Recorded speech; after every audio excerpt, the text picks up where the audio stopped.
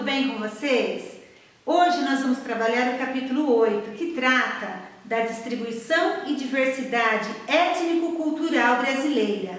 Esse capítulo 8 começa na página 130. Acompanhe comigo, por favor.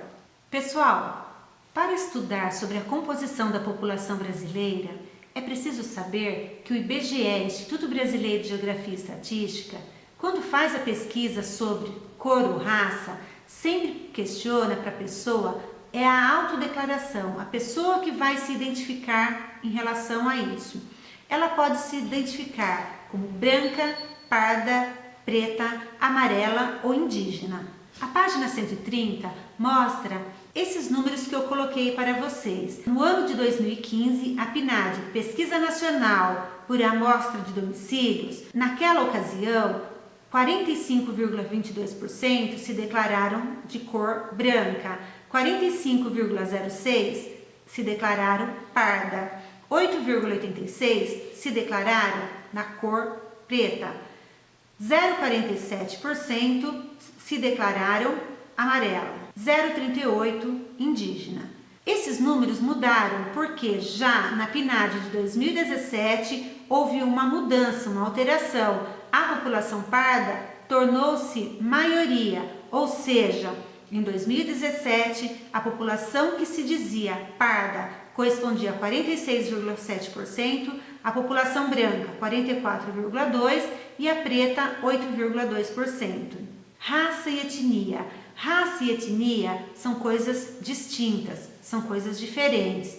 Observem aí a definição de cada uma delas. Raça refere-se a critérios fisiológicos, genéticos transmitidos aos seus descendentes. Esse termo não deve ser usado para ser humano, apenas para animais, porque o ser humano, todos os seres humanos são da raça humana. Etnia refere-se aos aspectos de autoidentificação cultural de um determinado grupo, como suas tradições, hábitos e costumes. A distribuição da população, ou seja, onde cada etnia se concentra. Observem aí a tabela. Região Norte, predomínio dos indígenas. Região Nordeste e Centro-Oeste, predomínio de pardos, sendo que os negros se concentram na Bahia, são a maioria da população. Na nossa região Sudeste, brancos e pardos. E na região Sul, brancos, por causa da colonização dos imigrantes europeus que colonizaram o sul do país. Uma das hipóteses levantadas para o aumento da população que se declara de cor preta é em função das políticas afirmativas, das políticas assertivas, onde se busca resgatar a importância, o valor da população afrodescendente.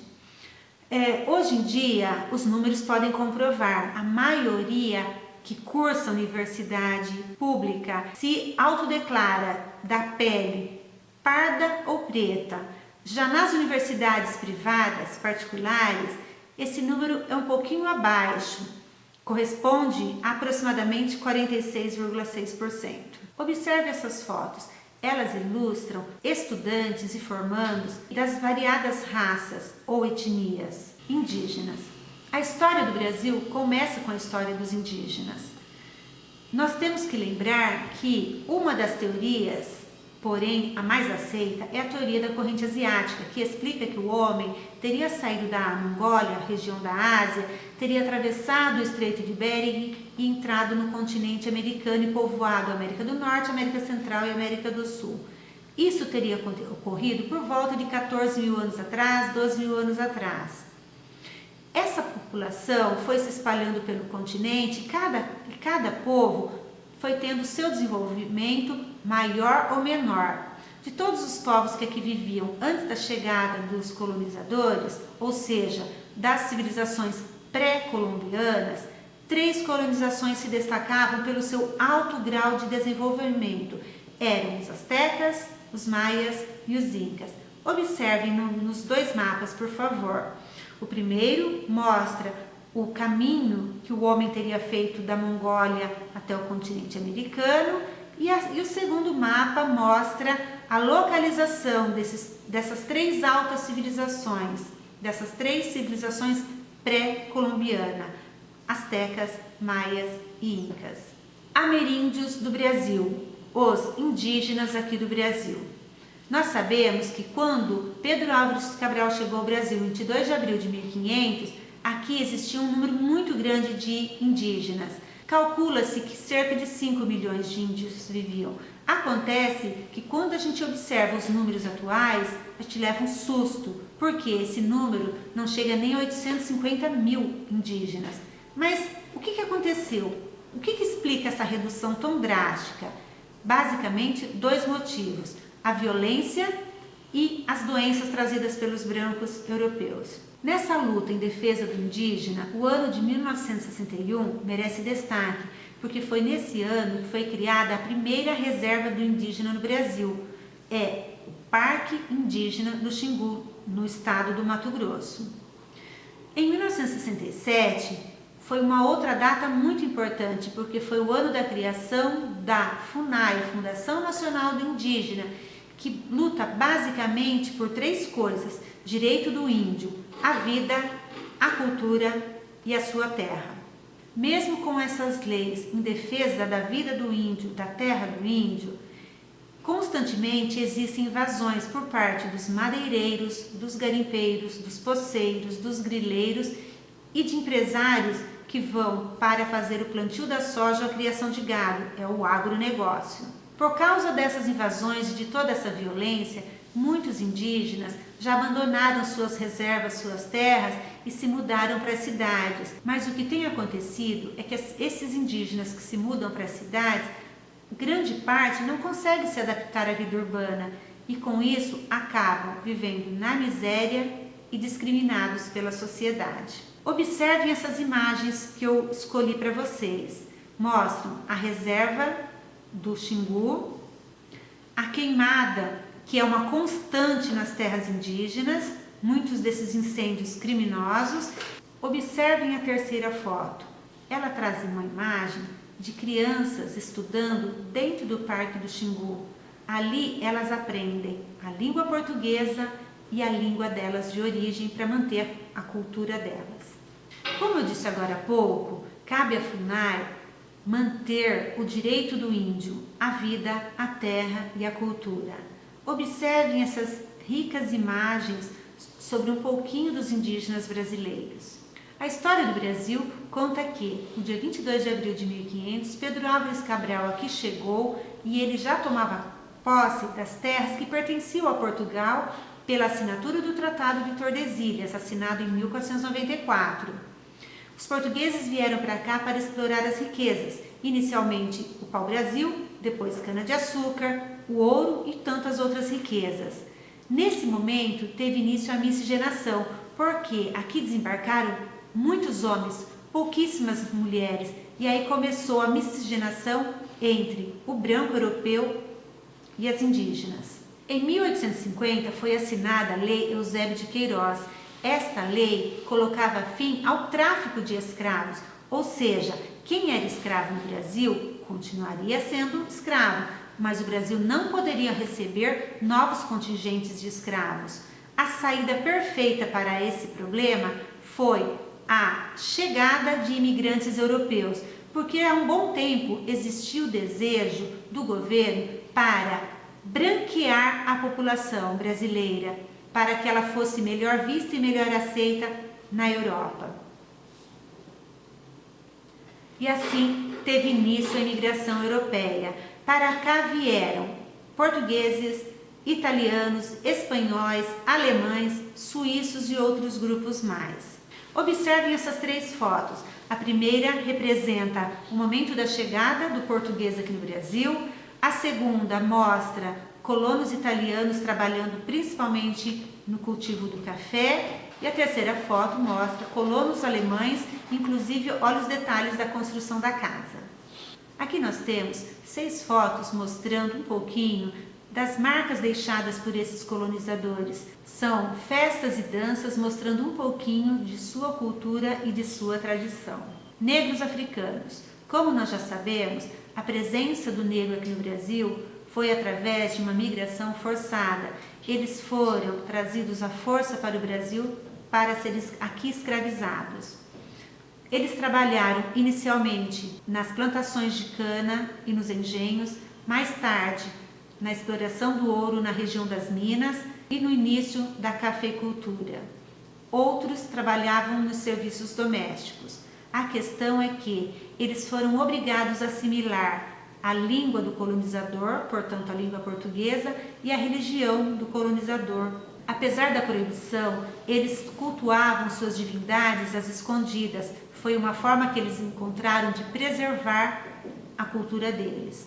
E disso surgiu o sincretismo religioso, onde eles misturavam religiões afro com a religião católica. Durante a escravidão, nem preciso falar, todo mundo sabe que a violência física era imensa e o assédio moral também. Alguém pode estar perguntando, mas eles não resistiram? Resistiram de inúmeras formas. Como? Através da manutenção da cultura e religião deles às escondidas, como eu já disse, fugas cotidianas, formação de quilombos. Muitas mulheres se negavam a ter um filho e outras vezes preferiam o suicídio.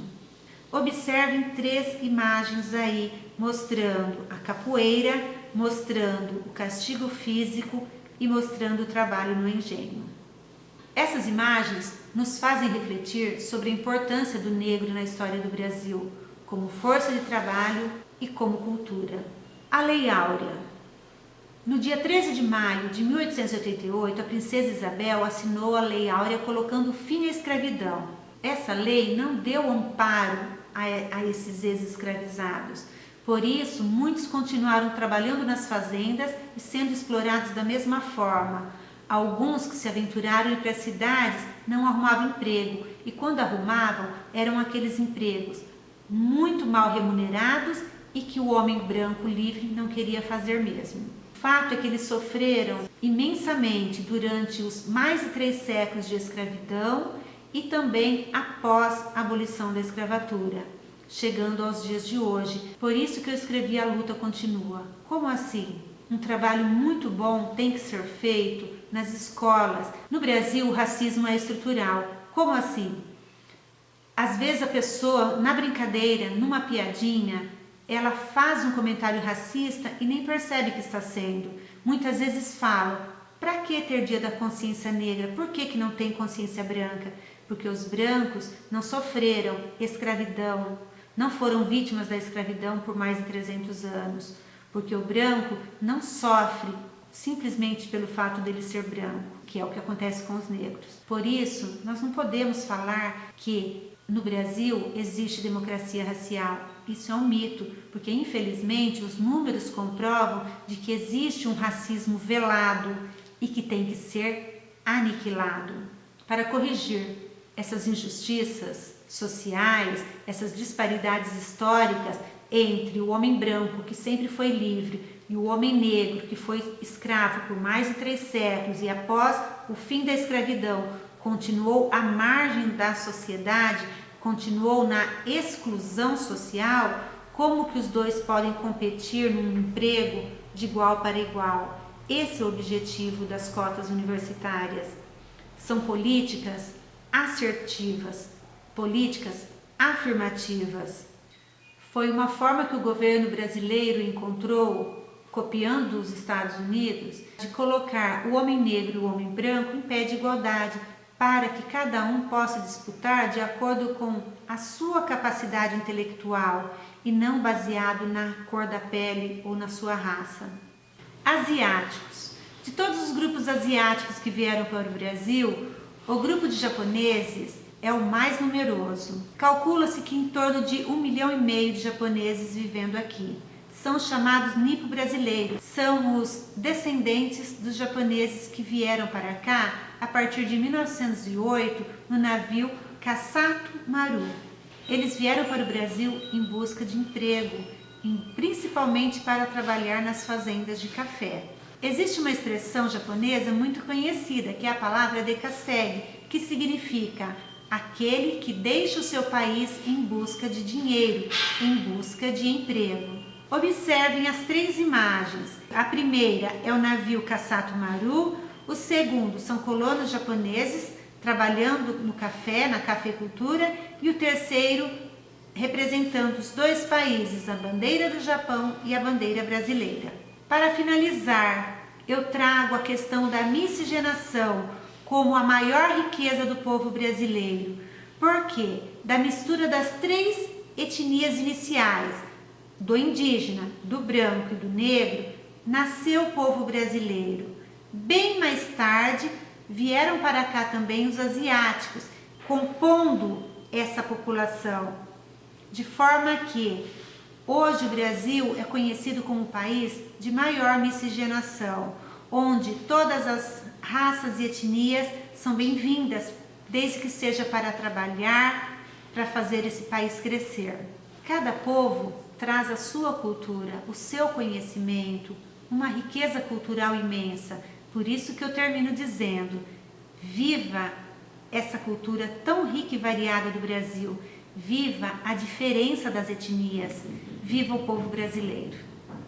Bem, turminha, é isso. Eu espero que vocês tenham gostado, que vocês tenham entendido e principalmente assimilado o valor de cada etnia que veio para compor a população brasileira. Fiquem com Deus, um beijo, até a próxima!